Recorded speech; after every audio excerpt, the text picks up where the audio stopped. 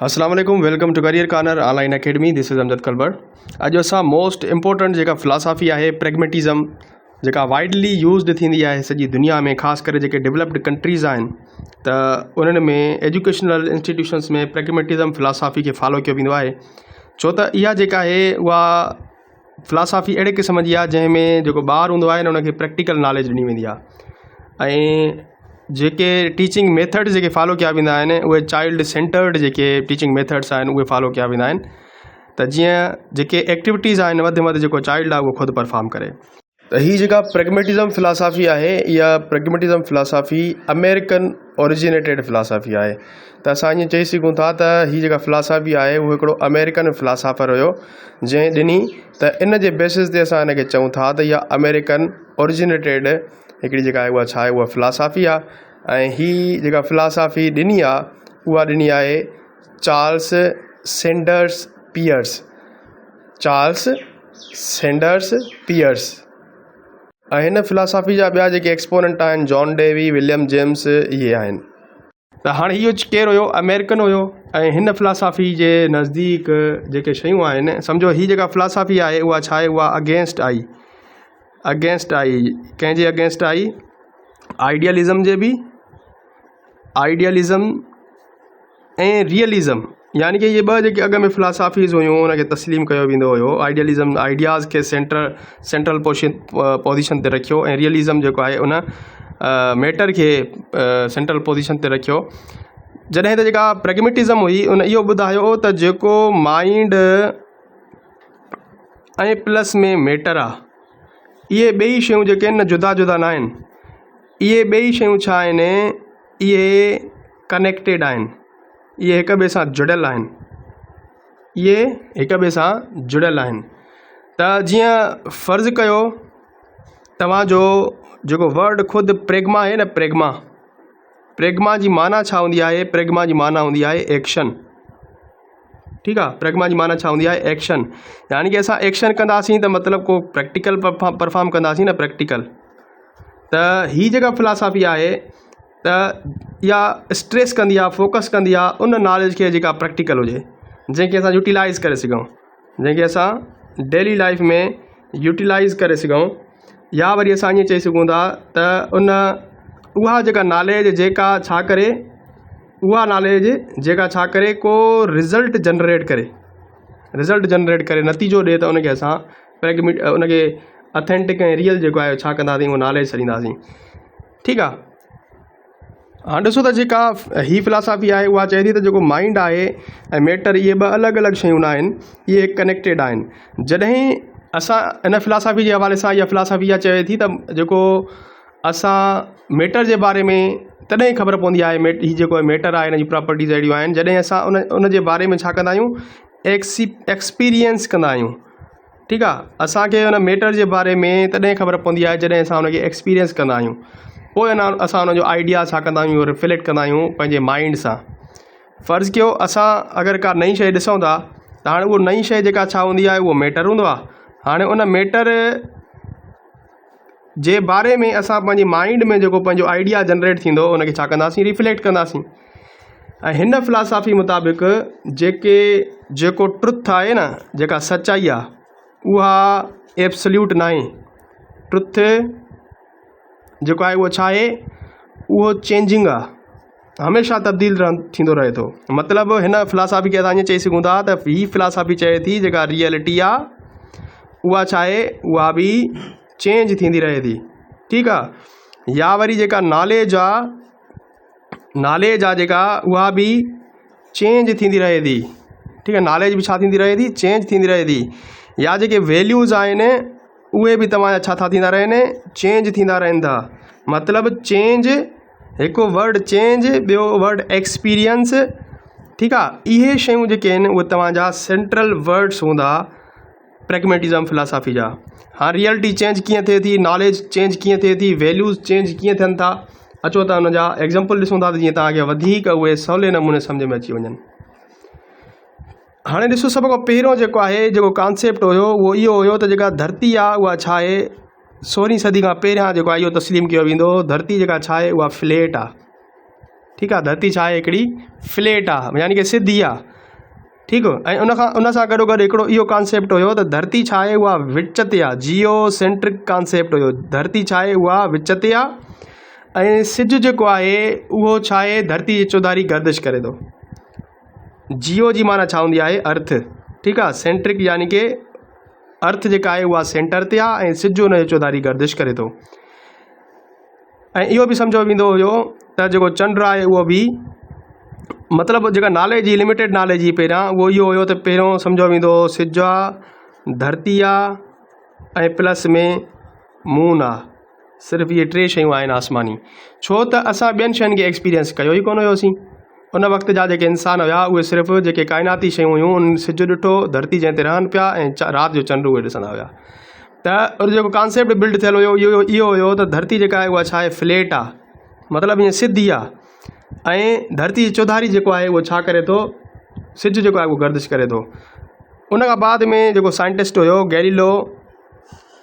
गैलीलो उन इहो ॿुधायो त जेका अर्थ आहे न उहा अर्थ फ्लैट न आहे, बल्कि उहा छा आहे उहा अर्थ जेका आहे उहो इन ग्लोब शेप आहे। हुनजी जेका अर्थ जी जेका शेप आहे उहा छा आहे उहो ग्लोब राउंड आहे, गोल आहे, ठीकु।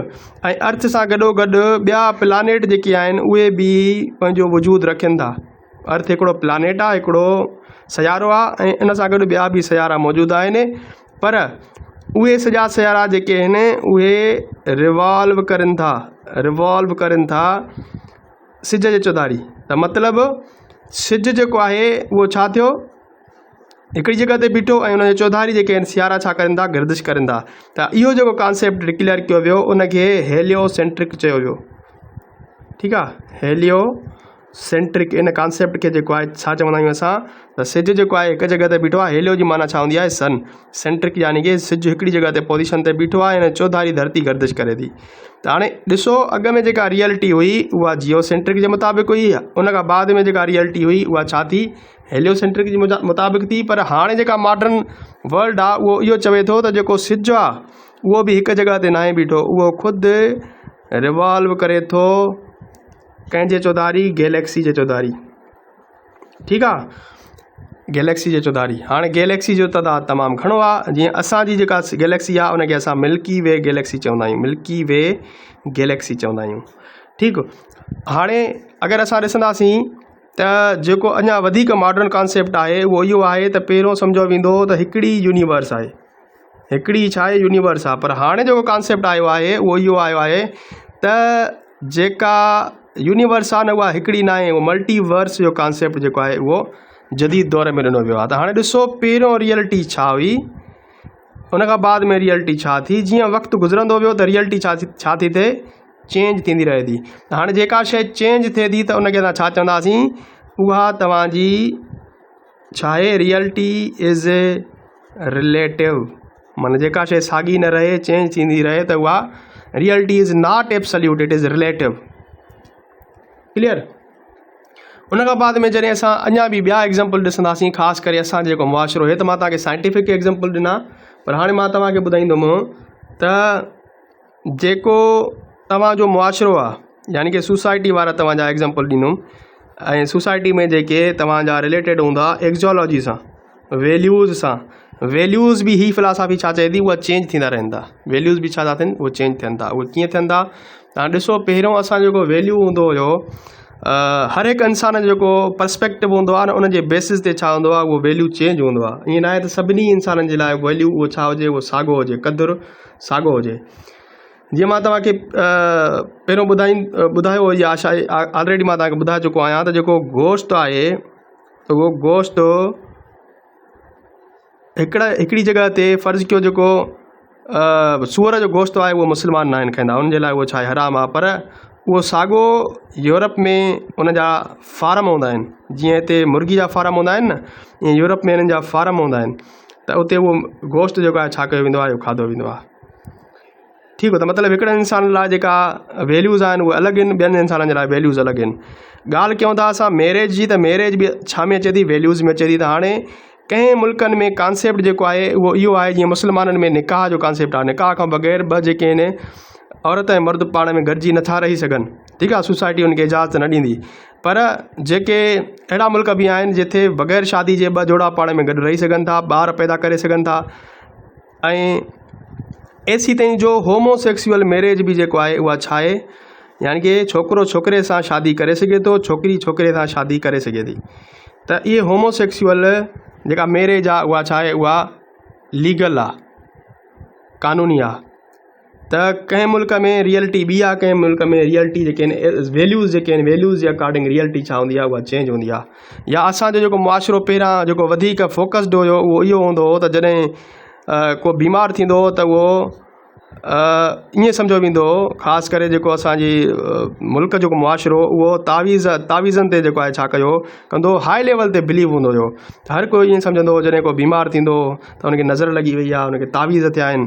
पर हाणे इन्हनि जो कॉन्सेप्ट छा थो थींदो वञे, उहो चेंज थींदो वञे थो। हाणे जॾहिं को बि बीमार थिए थो त उहो पहिरियां पीरनि फ़क़ीरनि ॾे धागा वठणु कोन थो वञे, उहे डायरेक्ट जेके छा काॾे वञनि था, डॉक्टर ॾे जेके आहिनि पंहिंजे ॿार खे खणी वञनि था या ख़ुदि वञनि था, बीमार थियनि था त ठीकु आहे। त हाणे इहे जेके छा हुया, इहे हाई लेवल जा अॻ में इहे शयूं जेके आहिनि उहे असांजी सोसाइटी में एग्ज़िस्ट करनि पियूं, पर हाणे इन्हनि जो तासुरु ख़तमु थींदो वञे थो। जेका पीरी मुरीदी आहे उनजो बि तासुरु आस्ते आस्ते ख़तमु थींदो वञे थो। छा आहे त इहा तव्हांजा वैल्यूज़ चेंज थियनि था। त जेका हे प्रैग्मेटिज़म फिलासफ़ी आहे, प्रैग्मेटिज़म फिलासफ़ी इहा ॻाल्हि कंदी आहे त जेको प्रैग्मेटिज़म चवंदी आहे त जेको हक़ीक़त आहे न, सच जेको उहो आहे जेको वर्क करे। Truth is that which works which is practical, जंहिंखे असां प्रैक्टिकल में आणे सघूं। बाक़ी जंहिंखे प्रैक्टिकल में आणे न सघूं, सिर्फ़ु ठका हुजनि, ॻाल्हियूं हुजनि, त उहो असांजो प्रैक्टिकल न आहे, उहो हक़ीक़ी जेका उहा रियलिटी जेका उहा न आहे। त इहे सॼियूं शयूं जीअं ॾिसो तव्हां त जेको अल्कोहल आहे, शराब, उहो हिकिड़नि मुल्कनि में हराम आहे, ॿियनि मुल्कनि में जेको आहे उहो हलाल आहे, माण्हू पीअंदा आहिनि। या अॻे जेको ज़माने में, पोइ ज़माने में जेका ग़ुलामी हुई न, स्लेवरी, उहा जाइज़ करार ॾिनी वेंदी हुई, ग़ुलाम माण्हू वठंदा हुआ पैसनि में। पर हाणे मौजूदा दौर में स्लेवरी जेको आहे उहा छा आहे, उहा इलीगल आहे, उनजो कंडेम जेको आहे उहो कयो वञे थो। त ॾिसो त कीअं शयूं जेके आहिनि उहे छा थियूं थियनि, उहे तब्दील थियनि थियूं, रिलेटिव थियनि थियूं। जीअं जीअं टाइम गुज़रे थो, अहिड़े हिसाब सां उहे छा थियनि थियूं, उन्हनि जा वैल्यूज़, उनजी नॉलेज, उनजी रियलिटी जेका आहे उहा छा थी थिए, उहा चेंज थिए थी। ठीकु आहे। त अहिड़े हिसाब सां अगरि ॿियूं शयूं बि असां ॾिसंदासीं, जीअं असांजे मुआशिरे में इहो कोठियो वेंदो आहे त पोयां जेको आहे को वेंदो पियो हुजे, हुनखे पोयां सॾु करणु जेको आहे उहो अपशगुन हूंदो आहे, सही न हूंदो आहे। उहो कमु जंहिं सां वेंदो पियो हूंदो उनजो न थींदो, या हुनखे नुक़सानु पहुचंदो, या ॿिली रस्तो कटे वञे थी अॻियां, त पोइ उहो छा हूंदो, उहो बि तव्हांजो सही न आहे। त इहे शयूं जेके आहिनि न, उहे एतिरियूं हाणे अहमियत नथियूं रहियूं हिन जदीद मुआशिरे में। इहे शयूं एतिरियूं अहमियत जा हामिल न आहिनि रहियूं। अगरि डेली लाइफ में अगरि अञा बि असां ॾिसूं त जेका प्रैग्मेटिज़म फिलासफ़ी आहे उहा कीअं कमु कंदी आहे, त फ़र्ज़ु कयो अगरि को बीमार थी पए थो, बीमार थींदो त पोइ जेके ॿियूं फिलासफ़ीज़ हूंदियूं आहिनि, आइडियलिज़म या रियलिज़म, त उनजा काज़िज़ ॻोल्हींदियूं आहिनि त बीमारी जो काज़ जेको आहे उहो छा आहे। ऐं जॾहिं त जेका प्रैग्मेटिज़म आहे न, उनजो हल ॻोल्हींदी, उनजो एक्शन ॻोल्हींदी, त मतिलबु उनजो ट्रीटमेंट छा हुजणु घुरिजे। छा उनजो ट्रीटमेंट जेको आहे उहो रेस्ट आहे, छा उनजो ट्रीटमेंट मेडिसन आहे, या ॿियो कुझु आहे। ठीकु आहे। त मतिलबु जेका शइ प्रैक्टिकल असां करे सघूं, उन मसइले खे हल करण जे लाइ को प्रैक्टिकल कयूं था असां, त उहा तव्हांजी प्रैग्मेटिज़म फिलासफ़ी तव्हांखे ॿुधाईंदी। अगरि कंहिं बि सोसाइटी में वाटर जी जेका छा थी वञे थी, उहा शॉर्टेज थी वञे थी, त हाणे वाटर जी शॉर्टेज करे असां इहो न ॾिसंदासीं त मतिलबु उहो वाटर शॉर्टेज जेको आहे उहो कीअं थियो, ऐं मतिलबु गवर्नमेंट खे घटि वधि ॻाल्हाइणो, या जेके उन ते डिबेट करणु वग़ैरह जेको आहे उहो प्रैग्मेटिज़म में न हूंदो। प्रैग्मेटिज़म में इहो हूंदो त वाटर शॉर्टेज थी वई आहे, त उनजो जेको हल आहे, सॉल्यूशन आहे, उन जा जेके प्रैक्टिकल सॉल्यूशन जेके आहिनि उहे तलाश कया वेंदा। त मतिलबु वाटर जी जेका आहे उहा जेका प्यूरिफिकेशन आहे, या रिसाइकलिंग वग़ैरह, या मुख़्तलिफ़ ॿियूं शयूं जेके प्रैक्टिकल एप्रोचिस हूंदियूं, उहे उन्हनि जी छा कयूं वेंदियूं, उहे ॻोल्हियूं वेंदियूं। या वरी हीअ जेका फिलासफ़ी आहे उहो रिलीजियस पॉइंट ऑफ व्यू खां जेको हुनजो स्कोप आहे उहो इहो आहे, या स्टांस आहे इहो आहे त जेको माण्हू ख़ुदा ते यकीन रखे थो, मतिलबु बिलीव इन गॉड, त उहो छा कंदो, ख़ुदा जे हुकुमनि जी तकमील कंदो। ख़ुदा जा हुकुम कहिड़ा आहिनि त तव्हां मोरली सुठा हुजो, तव्हांजा जेके इख़लाक़ी वैल्यू आहिनि उहे सुठा हुजनि, ऐं प्लस में तव्हांजी जेका ज़िंदगी आहे उहा छा हुजे, उहा यूज़फुल हुजे, ॿियनि जे लाइ तव्हां सुठा कमु कयो, ॿियनि खे तव्हां फ़ाइदो ॾियो। त अगरि उहो माण्हू जंहिंजो ख़ुदा ते यकीन आहे त उहो छा कंदो, उहे पंहिंजी ज़िंदगी में मोरल एस्पेक्ट्स जेके आहिनि न उहे आणींदो, सुठी ज़िंदगी गुज़ारींदो। त इहो छा थी वियो, हुनजी प्रैक्टिकल अप्रोच थी वई, ऐं उहो ॿियनि जे लाइ फ़ाइदेमंद हूंदो, कारआमंद हूंदो। त अगरि उहो फ़ाइदेमंद न आहे, इख़लाक़ी तौरु सही न आहे, त सम्झो उनजो जेको बिलीफ आहे न उहो कूड़ो आहे। त हीअ फिलासफ़ी जेका आहे पर्सनल हिकिड़े माण्हू जे बिलीफ जे हवाले सां ॻाल्हि करे थी। पर जॾहिं त असां एज़ अ मुस्लिम इहो चवंदा आहियूं त ख़ुदा हर चीज़ ते क़ादिर आहे ऐं हीअ सॼी जेका दुनिया काइनात इंसान सभई ख़लक़िया जेके आहिनि उहे ख़ुदा ख़लक़िया आहिनि, त ख़ुदा खे सम्झण जे हवाले सां इंसान जो एतिरो अक़ुलु जेको आहे वसी न आहे, छो त हीअ जेका काइनात ख़ुदा ख़लक़ी आहे उन काइनात खे बि इंसान न सम्झी सघियो आहे, त ख़ुदा खे सम्झणु अञा वॾी शइ आहे। या वरी अगरि असां मैथमेटिक्स जे हवाले सां ॻाल्हि कयूं त उन शागिर्दनि खे जेके खोड़ा हूंदा आहिनि, टेबल्स हूंदा आहिनि, उनखे मेमोराइज़ कराइण जे हवाले सां अगरि उनखे सिर्फ़ु रोट लर्निंग ते फोकस कयूं, उनखे बार बार रिपीट करायूं, पर उन्हनि खे असां छा कयूं, डेली लाइफ एक्टिविटीज़ में कंहिं शॉप ते जेको आहे उहो वठी वञूं ऐं उते उनखे शॉपिंग करायूं, त उहे जेके प्लस माइनस एडिशन या तव्हां जेका मल्टीप्लिकेशन डिवीजन वग़ैरह उहो तव्हां छा कंदो उहो सिखंदो जॾहिं उहे शयूं प्रैक्टिकल में उहे कंदो। या वरी साइंस में अगरि असां इहो ॿुधायूं शागिर्दनि खे त जेके ॿूटा आहिनि उहे कीअं ग्रो थींदा आहिनि, त उन ॿुधाइण जे बजाए प्रैग्मेटिज़म में छा कयो वेंदो आहे, उन्हनि खे जेके ॿूटनि जा ॿिज हूंदा आहिनि उहो चयो वेंदो आहे त कंहिं बाग़ीचे में पोखियो ऐं उनखे ऑब्ज़र्व कयो, पाणी ॾियो, उहे वॾा कीअं थियनि था, त उहे छा कंदा, ख़ुदि ऑब्ज़र्व कंदा आहिनि। यानी कि जेका हीअ प्रैग्मेटिज़म फिलासफ़ी आहे उहा प्रैक्टिकल अप्रोच हूंदी आहे। इन करे हीअ जेका प्रैग्मेटिज़म फिलासफ़ी ख़ासि करे जेके डेवलप्ड कंट्रीज़ आहिनि उन में वधि में वधि यूज़ कई वेंदी आहे एजुकेशनल इंस्टीट्यूशन्स में।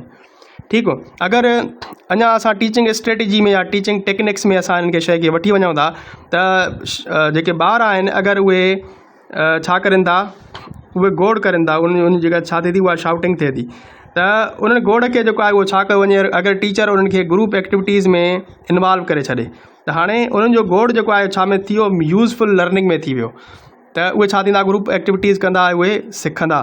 त इहा जेका छा थी वई, उहा प्रैक्टिकल अप्रोच थी वई तव्हांजी टीचिंग जी।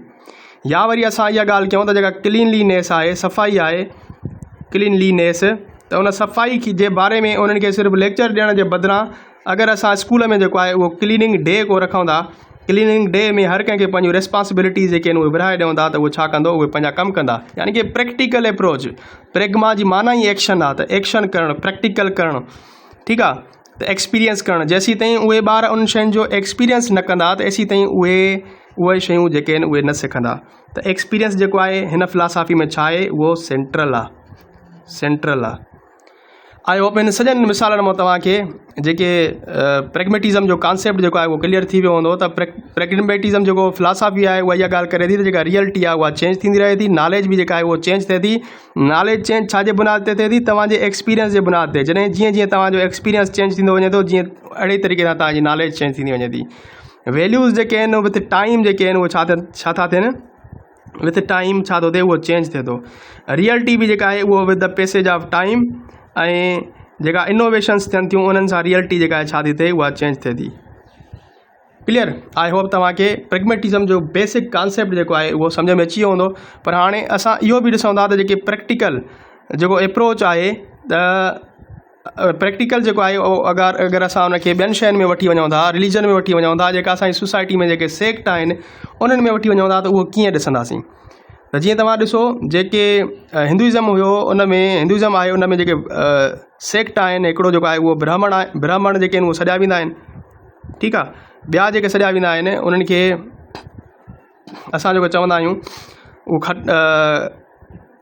खत्री जेके आहिनि उहो सॼो वेंदो आहे, खत्री, ठीकु आहे। खत्री हिकिड़ा ब्राह्मण हूंदा आहिनि, ॿिया खत्री हूंदा आहिनि, ॿिया जेके आहिनि उहे वेश्य हूंदा आहिनि, ऐं टियां जेके हूंदा आहिनि उहे शूद्र हूंदा आहिनि। त हाणे इन्हनि खे सभ खां पहिरियों जेको नालो ॾिनो वियो हुयो न, उहो नालो छाजे बेसिस ते ॾिनो वियो हुयो, त उन्हनि जो जेको कमु हुयो on the basis of their work, on the basis of their responsibility,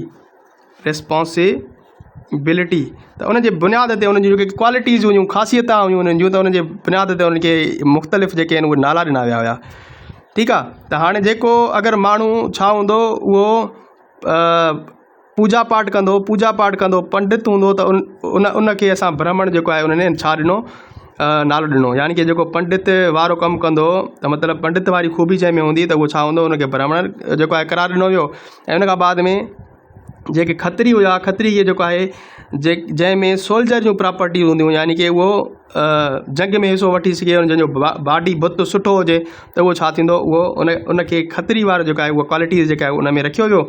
ऐं उन खां बाद में जेके वेश हुया, वेश जी माना हूंदी आहे जेके बिज़नेस करनि, ठीकु आहे, वापारी, वेश सां वापारी चओ खणी तव्हां जेके बिज़नेस जेके कंदा हुआ उन्हनि खे वेश सॾियो वेंदो हो। उन खां बाद में जेके शोधर हुआ, शोधर जेके मुख़्तलिफ़ सर्विसिस परफॉर्म कंदा हुआ, त उन सर्विसिस जे हवाले सां जीअं ख़िदमत, जीअं नाइब कासिब हूंदो, नाइब कासिद हूंदो आहे, या जेके सफ़ाई कंदा आहिनि, त उन्हनि खे शोधर जेको आहे उहो छा कयो, उहो सॾियो वियो। पर बाद में इन्हनि शयुनि खे छा कयो वियो, इन्हनि शयुनि में जा जेके आहिनि उहे फ़िरका ठाहिया हुआ, सेक्ट ठाहिया हुआ, त उहो इहो चयो वियो त जेके ब्राह्मण आहिनि, अगरि ब्राह्मण जो जेको ॿाहिरि ॼाईंदो उहो बि ब्राह्मण हूंदो। हालांकि ईअं जेको मुंड में जेको तसवर हुयो उहो इहो हुयो त जेको पंडित हूंदो सिर्फ़ु उनखे जेको आहे उहो ब्राह्मण चयो वेंदो, त उनजी यानी कि ख़ासियत हुई। पर हाणे फ़र्ज़ु कयो अगरि जे हिकिड़ो खत्री हुजे ऐं उन जो ॿार जेको ॼाए उहो छा हुजे, उहो डिसेबल हुजे, उहो छा हुजे, उहो डिसेबल हुजे। छा डिसेबल जेको आहे उहो सिपाही थी सघे थो? नथो थी सघे न। त मतिलबु जेका प्रेगमेटिज़म फिलासफ़ी आहे इन्हनि शयुनि खे रिजेक्ट करे थी, त जेको अगरि जे फादर आहे, जेको अगरि फादर आहे त उन जेको पेशो आहे त उहो उनजी सलाहियतुनि जे बुनियाद ते, उनजी जेके एबिलिटीज़ आहिनि उन्हनि जे बुनियाद ते जेके आहिनि छा आहे उहो पेशो आहे। हाणे लाज़मी न आहे त उन जेको पीउ आहे उनजो पुटु जेको आहे उहो बि साॻियो ई एज़ इट इज़ उहो ई कमु करे, उहो ई जेको प्रोफेशन हुजे जेको उनजे पुट उन जेको पीउ जो हुजे, पुट जो साॻियो प्रोफेशन हुजे, लाज़मी न आहे। पुट जूं अगरि जे एबिलिटीज़ ॿियूं आहिनि, पुट जूं अगरि जे एबिलिटीज़ ॿियूं आहिनि ऐं अगरि उनजे लाइक़ु न आहे उन धंधे जे या उन शइ जे क्वालिटी जे, त उहो प्रैक्टिकल न थियो, उहो रियल न थियो। त अहिड़ियुनि शयुनि खे जेको प्रेगमेटिज़म फिलासफ़ी आहे उहा छा करे थी, रद्द करे थी। जीअं असां वटि जेको कॉन्सेप्ट हूंदो आहे त अगरि हिकिड़ो पॉलिटिशियन आहे, हिकिड़ो जेको पॉलिटिशियन आहे, तव्हां इहो अंदाज़ो लॻायो आहे कॾहिं त जेके पाकिस्तान में पॉलिटिशियन्स आहिनि, हिकु पासे जेको आहे उहो आसिफ़ ज़रदारी आहे, ठीकु आहे, आसिफ़ ज़रदारी आहे, ऐं ॿिए पासे जेको आहे उहो तव्हांजो नवाज़ शरीफ़ आहे, नवाज़ शरीफ़ आहे, ठीकु। हाणे पाकिस्तान में वॾियूं जेके पार्टीज़ आहिनि उहे तव्हांजूं आसिफ़ ज़रदारी ऐं नवाज़ शरीफ़ आहिनि, ऐं इन्हनि में फर्दर तव्हांजा छा थींदा, आसिफ़ ज़रदारी खां पहिरियां तव्हांजी बेनज़ीर भुट्टो, ज़ुल्फ़िकार अली भुट्टो, आसिफ़ ज़रदारी, उन खां बाद में तव्हांजो बिलावल भुट्टो, उन खां बाद में तव्हांजो जेको नवाज़ शरीफ़ आहे उनजा जेके उनजो भाउ शहबाज़ शरीफ़, ऐं उनजो जेको तव्हां शहबाज़ शरीफ़ जो पुटु जेको आहे उहो तव्हांजो हमज़ा शरीफ़, नवाज़ शरीफ़ जी धीअ जेका आहे उहा मरियम नवाज़। हाणे तव्हां छा सम्झो था त जेका सॼी एबिलिटीज़ आहे उहा सिर्फ़ु इन्हनि ॿिन्हिनि ख़ानदाननि में आहे। पाकिस्तान में ॿिया जेके बि माण्हू आहिनि, जेका युथ आहे, छा उन्हनि में एबिलिटीज़ न आहे त पाकिस्तान खे सुठे नमूने गवर्न करे सघनि, पाकिस्तान खे सुठे नमूने जेका आहिनि उहो गवर्न करे सघनि? छा युथ में एतिरी प्रॉपर्टी न आहे या एबिलिटीज़ न आहिनि?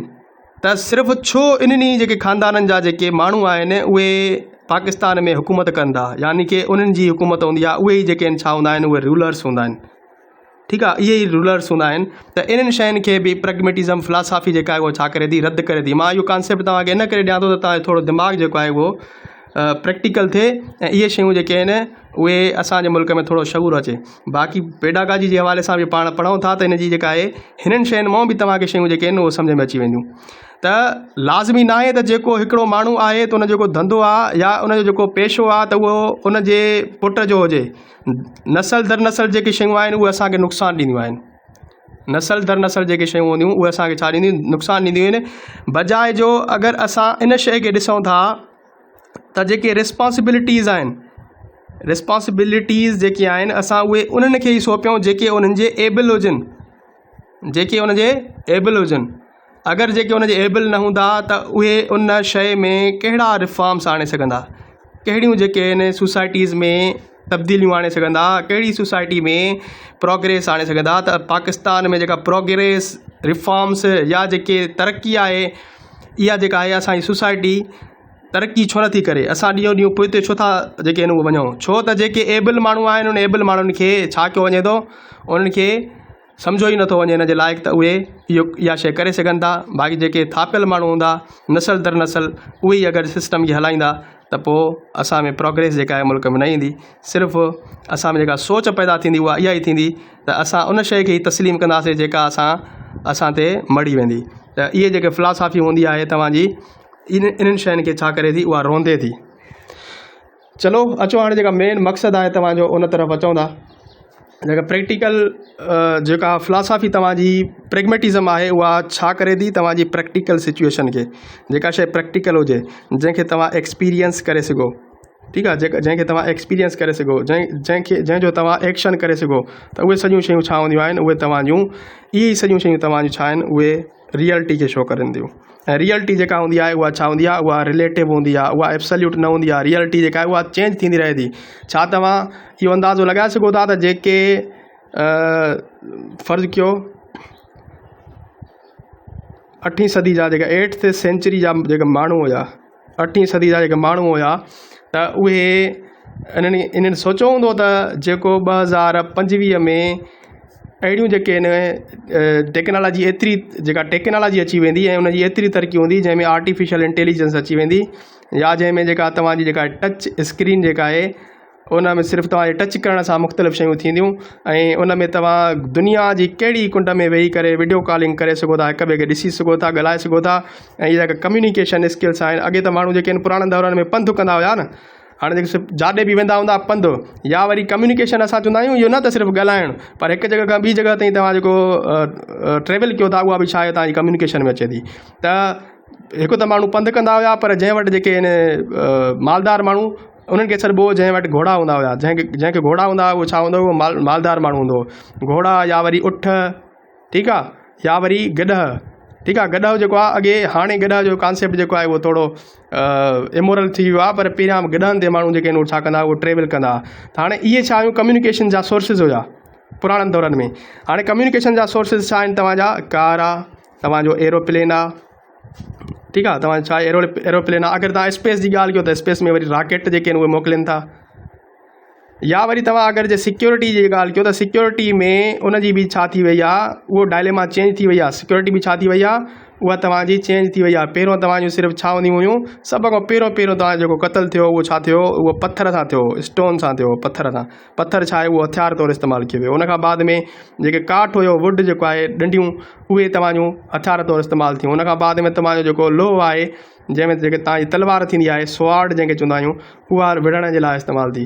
ऐं आस्ते आस्ते तलवार मां तव्हांजा नेज़ा ठही विया, तीर ठही विया, ऐं इहे शयूं छा थी वियूं, उहे चेंज थींदियूं वयूं। उनजो जेको तजुर्बो आहे, यानी कि वे ऑफ थिंकिंग आहे, सिक्योरिटी जे हवाले सां, डिफेंस जे हवाले सां, त उहा छा थी वई, उहा चेंज थी वेंदी, चेंज थी वई। आस्ते आस्ते छा थी वई, वरी बुलेट जेका आहे उहा आई, गोली आई, गोली खां बाद में तव्हांजो जेको आहे उहो बम आयो, ठीकु आहे। बम खां बाद में तव्हांजो जेको आहे उहे जेके बंदूकां वग़ैरह जेका AK-47 जंहिंखे चऊं, AK-47 इहे शयूं आयूं। उनखां बाद में तव्हांजा जेके आहिनि उहे जेके रॉकेट आहिनि, रॉकेट उहे आया, रॉकेट मीज़ाइल आया, ठीकु आहे, मीज़ाइल आया। मीज़ाइल खां बाद में तव्हांजा जेके आहिनि उहे इन जे विच में तोप खाना बि आया, जेके तोप जेके हूंदा हुआ उहे। उनखां अलावा हाणे जेके दौरु आहे उहो तव्हांजो न्यूक्लियर वेपन्स जो आहे, ठीकु आहे, न्यूक्लियर वेपन्स जो आहे, एटमी हथियार सां केतिरी तबाही जेका आहे उहा पैदा थी सघे थी। अहिड़े तरीक़े सां तव्हांजा जेके अॼु जी दुनिया में जेका रियलिटी आहे उहा तव्हांजी आसमाननि में जेके आहिनि उहे जेट्स उॾरनि था, ठीकु आहे, ऐं समुंडनि में शिप्स जेके आहिनि छा थियनि था, उहे हलनि था, मॉडर्न शिप्स। ऐं सबमेरीन शिप जो कॉन्सेप्ट अॻ में छा पॉसिबल हुयो, जेके समुंड पाणी जे अंदरि जेका ॿेड़ी हलंदी आहे जंहिंखे असां सबमेरीन चवंदा आहियूं, त इन जो कॉन्सेप्ट छा पोएं दौर में हूंदो न हूंदो, उहो जेको डेवलप थियो आहे उहो तव्हांजो विथ टाइम थियो आहे, रियलिटी उहा चेंज थी आहे। ऐं उनखां अलावा तव्हांजा जेके ज़मीन ते ॾिसो था, जेके तव्हांजा मीज़ाइल्स आहिनि, त इहे शयूं जेके आहिनि छा थींदियूं आहिनि, उहे चेंज थींदियूं रहंदियूं। इहे जेके प्रैक्टिकल आहिनि, इहे छा आहिनि, सिर्फ़ु आइडियाज़ न आहिनि। जीअं तव्हांजी आइडियलिज़म जा जेका रियलिज़म आहे न, आइडियलिज़म ख़ासि करे उहो सिर्फ़ु आइडियाज़ ते फोकस करे पई, पर तव्हांजूं जेके इहे शयूं छा थींदियूं, उहे चेंज थींदियूं रहंदियूं। तव्हांजी रियलिटी चेंज थिए थी, डिफेंस रियलिटी तव्हांजी जेका उहा चेंज थिए थी, और तव्हांजी सिक्योरिटी लेवल जेका रियलिटी आहे उहा चेंज थिए थी। उनजे बेसिस ते तव्हां छा कयो था, उहे पंहिंजो डिफेंस टाइट कयो था, इहे शयूं तव्हां ठाहियो था। अगरि जे फ़लस्तीन वटि जेके आहिनि उहे सिक्योरिटी जेका आहे उहा टाइट हुजे हा, एतिरा हथियार हुजनि हा, मॉडर्न वेपन्स हुजनि हा, अगरि फ़लस्तीन मॉडर्न लेवल जी तक़ाज़ा खे सम्झी करे पंहिंजो डिफेंस जेको आहे छा करे हा, उहो टाइट करे हा, ऐं उन ते कमु कनि हा, त पोइ छा उहे एतिरो बेदर्दी सां क़तल थी रहिया हुजनि हा इसराइल जे हथां, न थी रहिया हुजनि हा। छो त प्रेगमेटिज़म चवंदी आहे त जीअं वक़्तु चेंज थींदो त रियलिटी बि चेंज थिए थी, तव्हांखे उन सां गॾु हलणो पवंदो। अगरि तव्हां हिकु जॻह ते बीही वेंदव, स्टैग्नेंट थी वेंदव, त स्टैग्नेंट जेको थींदो आहे यानी कि हिकु जॻह ते अगरि जे पाणी बि बीही रहे त उहो पाणी बि ख़राबु थी वेंदो आहे।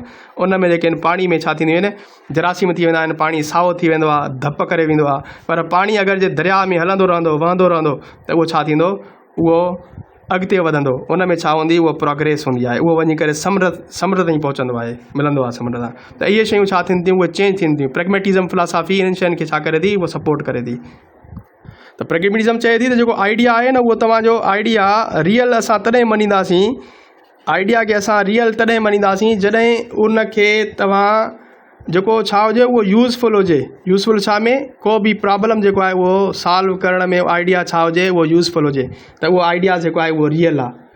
अहिड़े तरीक़े सां इन तव्हांजी जेका प्रैग्मेटिज़म आहे न, प्रैग्मेटिज़म इन जा जेके नाला आहिनि न, उहे ॿिया नाला आहिनि जेके मां तव्हांखे ॿुधायां त प्रैग्मेटिज़म खे जेके ॿिया नाला छॾिया वेंदा आहिनि, इनखे इंस्ट्रूमेंटलिज़म बि चयो वेंदो आहे।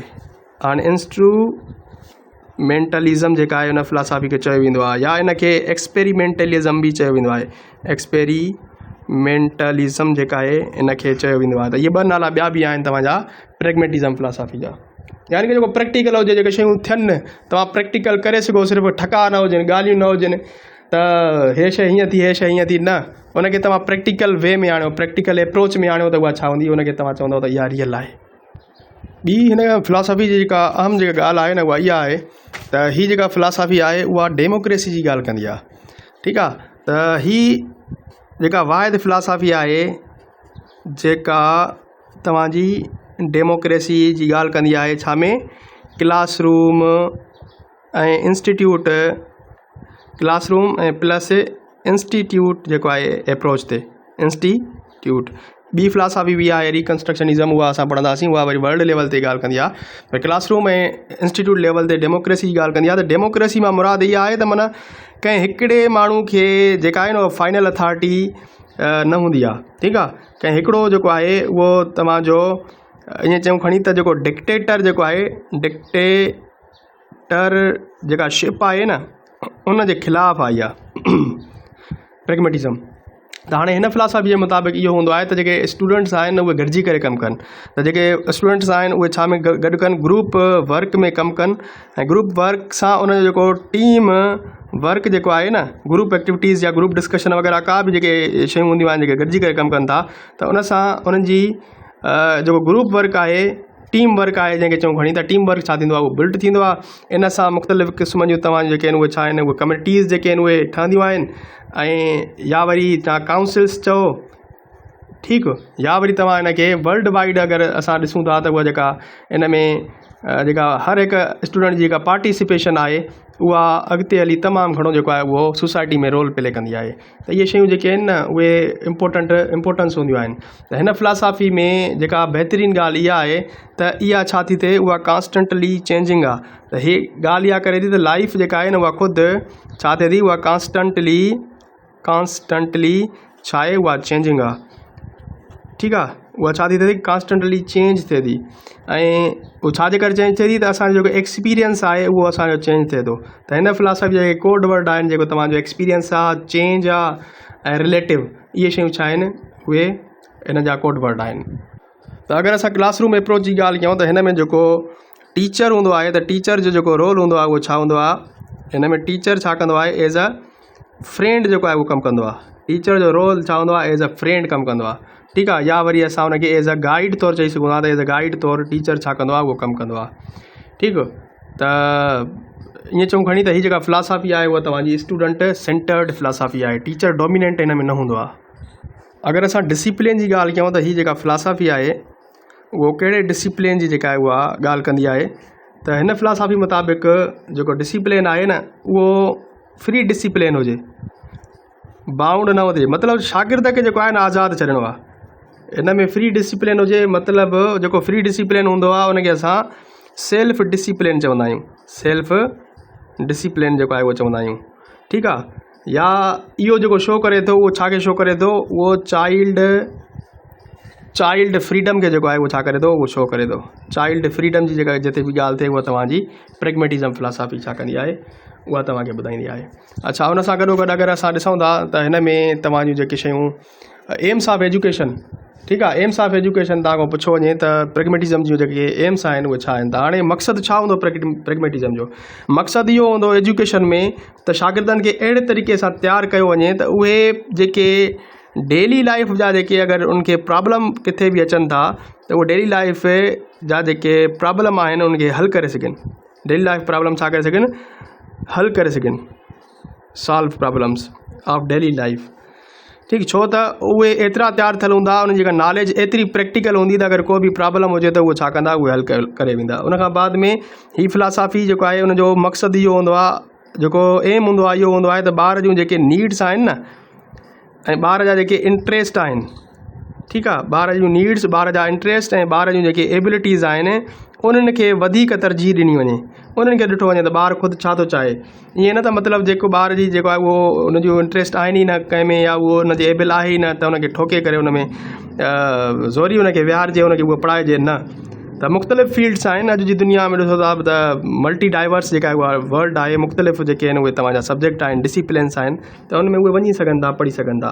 हाणे हिन में जेका लर्निंग हुजे उहा छा हुजे, एक्सपीरियंस बेस्ड लर्निंग हुजे, एक्सपीरियंस बेस्ड छा हुजे, लर्निंग हुजे। क्लियर। हाणे तव्हां ॿुधायो प्रेगमेटिज़म जो जेको हेतिरो कॉन्सेप्ट आहे त उनजे मुताबिक़ करिकुलम कहिड़ो हुजणु घुरिजे हिन में। हाणे करिकुलम हिन में उहो हुजणु घुरिजे जेको लर्नर सेंटर्ड हुजे। लर्नर सेंटर्ड जेको आहे उहो छा हुजे, उहो करिकुलम हुजे। लर्नर सेंटर्ड यानी कि जेको लर्नर जूं नीड्स, एबिलिटीज़ ऐं इंट्रस्ट आहिनि न, उनजे मुताबिक़ करिकुलम छा कयो वञे, उहो डिज़ाइन कयो वञे। ऐं हिन में 4 प्रिंसिपल्स जेके आहिनि न उहे चया वेंदा आहिनि, त 4 चइनि प्रिंसिपल्स ते जेको आहे न उहो करिकुलम छा कयो वञे, उहो डिज़ाइन कयो वञे। 4 प्रिंसिपल्स कहिड़ा आहिनि? सभ खां पहिरियों प्रिंसिपल इहो आहे त उहो करिकुलम छा हुजे, उहो इंट्रस्टिंग हुजे, यानी कि उन में ॿार जो जेको आहे न इंट्रस्ट हुजे, अहिड़ो करिकुलम हुजे। उनखां बाद में 2 नंबर ते अहिड़ो करिकुलम हुजे जंहिंखे असां यूटिलाइज़ करे सघूं पंहिंजी डेली लाइफ में, यानी कि यूटिलिटेरियन जेको आहे उहो छा हुजे, उहो करिकुलम हुजे जंहिंखे असां यूटिलाइज़ करे सघूं, यूज़फुल हुजे। ठीकु। 3 नंबर ते तव्हांजो जेको आहे, जेको प्रिंसिपल आहे उहो इहो हुजे त जेको करिकुलम हुजे उहो मेलाप हुजे मुख़्तलिफ़ सब्जेक्ट्स जो, इंटीग्रेशन हुजे। इंटीग्रेशन असां चवंदा आहियूं, यानी कि जॾहिं घणा सब्जेक्ट पाण में मिलनि, जीअं साइंस में बायो, फिज़िक्स, केमिस्ट्री, इहे 3 सब्जेक्ट मिलाए करे साइंस असां कंदा आहियूं, ऐं कॉस्मोलॉजी बि उन में अची वेंदी आहे, त उहा इंटीग्रेशन असां उनखे चवंदासीं। त मल्टी सब्जेक्ट्स जेके इन एट अ टाइम उहे छा कनि, उहे सिखनि। उनखां बाद में 4 नंबर ते जेको प्रिंसिपल हूंदो आहे उहो इहो हूंदो आहे त अहिड़ो सब्जेक्ट हुजे जंहिंमें उहे एक्सपीरियंस हासिलु करनि। त एक्सपीरियंसड लर्निंग जेका हूंदी उन्हनि जी, उहा उन्हनि जी रिटेंशन पावर तमामु घणो बिल्ड कंदी आहे। क्लियर। उनखां बाद में अचो त जेके टीचिंग मेथड्स आहिनि त उहे कहिड़ा हुजणु घुरिजनि। त टीचिंग मेथड्स उहे हूंदा जेके स्टूडेंट सेंटर्ड हूंदा। ठीकु आहे। स्टूडेंट सेंटर्ड जेके आहिनि हिन जा छा हूंदा, यानी स्टूडेंट खे खुली आज़ादी हूंदी त उहो ख़ुदि जेको आहे छा करे, सिखे, परफॉर्म करे। त हाणे उहे कहिड़ा मेथड्स आहिनि, टीचिंग मेथड, जंहिंमें स्टूडेंट जेके आहिनि ख़ुदि परफॉर्म कंदा आहिनि। त सभ खां वॾे में वॾो मेथड तव्हांजो जेको प्रोजेक्ट मेथड आहे। प्रोजेक्ट मेथड तव्हांजो प्रैक्टिकल बि आहे, एक्सपीरियंस लर्निंग में बि इन में थींदी आहे, ऐं इन खां अलावा पार्टिसिपेट जेका थींदी आहे ॿारनि जी, उहा एक्टिव पार्टिसिपेट कंदा आहिनि उन में। ठीकु आहे। त प्रोजेक्ट मेथड जेको आहे, या वरी तव्हांजो जेको प्रॉब्लम सॉल्विंग मेथड आहे, प्रॉब्लम सॉल्विंग मेथड आहे, त इहो बि तव्हांजो छा थींदो, उहो तव्हांजो हिन प्रेगमेटिज़म फिलासफ़ी छा कंदी आहे, उहा फॉलो कंदी आहे, सजेस्ट कंदी आहे। या वरी एक्टिविटी मेथड जेको हूंदो आहे, एक्टिविटी मेथड, त जंहिंमें ॿार ख़ुदि एक्टिविटी जेको आहे उहो छा करे, उहो परफॉर्म करे। त इहे जेके मेथड हूंदा तव्हांजा प्रेगमेटिज़म फिलासफ़ी फॉलो कंदी। ऐं डिस्कशन मेथड, जंहिंमें शागिर्द पाण में छा कनि, उहे डिस्कस कनि, को न को मसइलो, को न को प्रॉब्लम, उन ते छा कनि, डिबेट कनि। त इहे तव्हांजा छा थींदा, इहे स्टूडेंट सेंटर्ड टीचिंग मेथड्स थींदा, जीअं फील्ड ट्रिप्स आहिनि वग़ैरह वग़ैरह। इहे जेके बि स्टूडेंट सेंटर्ड टीचिंग मेथड हूंदा उहे तव्हांजा हिन जो हिसो हूंदा। अचो हाणे ॾिसूं था असां एरियाज़ ऑफ फिलासफ़ी जे हवाले सां। त एरियाज़ ऑफ फिलासफ़ी जेको आहिनि उहे 3 आहिनि जेके असां पढ़ी आया आहियूं। त ओंटोलॉजी जेका आहे, ओंटोलॉजी छा खे ज़ाहिर कंदो आहे, रियलिटी खे। त ontology study of the reality हूंदी आहे, सर्च फॉर द ट्रुथ आहे। त हिन प्रेगमेटिज़म जे मुताबिक़ जेका रियलिटी आहे उहा छा आहे, उहा रियलिटी रिलेटिव आहे। रियलिटी छा आहे, उहा रिलेटिव आहे। मतिलबु रियलिटी छा थिए थी, उहा चेंज थींदी रहे थी। रियलिटी छा थी थींदी रहे, उहा साॻी नथी रहे, उहा चेंज थींदी रहे थी, change. Reality is still making जंहिंखे चई सघूं था असां। एपिस्टेमोलॉजी असां चवंदा आहियूं नॉलेज खे। त हाणे जेका तव्हांजी नॉलेज उहा ई तव्हांजी जेका आहे उहा वैलिड आहे, रिलायबल आहे, अथेंटिक आहे, जेका छा हुजे प्रैक्टिकल हुजे। उनखे असां डेली लाइफ में छा करे सघूं, प्रैक्टिस करे सघूं। जेका प्रैक्टिकल हुजे त उहा छा हूंदी, उहा नॉलेज ख़ासि करे जेका तव्हांजी साइंस वारी नॉलेज आहे या एम्पिरिकल नॉलेज आहे, उनखे ई फिलासफ़ी छा कंदी आहे, वधीक तरजीह ॾींदी आहे। एम्पिरिकल यानी कि सेंसिस ज़रिए जेका असां नॉलेज सिखूं था, साइंटिफिक मेथड जेको हूंदो आहे तव्हांजो। एक्ज़ोलॉजी जेका आहे उहा स्टडी ऑफ द वैल्यूज़ हूंदी आहे। त हाणे हिन में तव्हांजा जेके वैल्यूज़ आहिनि उन्हनि खे छा कयो वेंदो आहे, उहो सजेस्ट कयो वेंदो आहे। त हाणे वैल्यूज़ हिन फिलासफ़ी मुताबिक़ छा हूंदा आहिनि, उहे रिलेटिव हूंदा आहिनि, उहे एब्सोल्यूट न हूंदा आहिनि। वैल्यूज़ जेके आहिनि न उहे हर जॻह ते चेंज आहिनि। हर हिकु जेको माण्हू आहे उनजो पर्सपेक्टिव या वक़्त सां गॾु वैल्यूज़ जेके आहिनि छा था थींदा रहनि, उहे चेंज थींदा रहंदा। ठीकु आहे। रिलेटिव जी माना छा हूंदी आहे, उहे जेके साॻा न रहनि बाय टाइम, जेके उहे चेंज थींदा रहनि। त अगरि तव्हांखो केरु पुछे त एरियाज़ ऑफ फिलासफ़ी जे मुताबिक़ प्रैग्मेटिज़म फिलासफ़ी जेका आहे उहा डिफाइन कयो, त तव्हां ही शयूं लिखंदव त according to the ontology area of philosophy the pragmatism philosophy suggest that the reality is relative because it change with the time and according to the epistemology which is the study of knowledge, the pragmatism philosophy suggests that knowledge is practical, knowledge is authentic, reliable, which is practical in nature, such as science or empirical knowledge. According to the pragmatism philosophy, the values are relative. They are not absolute. They change at the passage of time, with the passage of time. त मतिलबु इहे शयूं तव्हां छा कंदव, उनखे define कंदव। Simply एॾियूं ॾुखियूं शयूं न आहिनि ऐं आसान आहिनि। आई होप तव्हांखे प्रैग्मेटिज़म फिलासफ़ी जेका आहे उहा सुठे नमूने सम्झ में अची वई हूंदी। मिलूं था नेक्स्ट वीडियो लेक्चर में। तेसीं ताईं अल्लाह हाफ़िज़।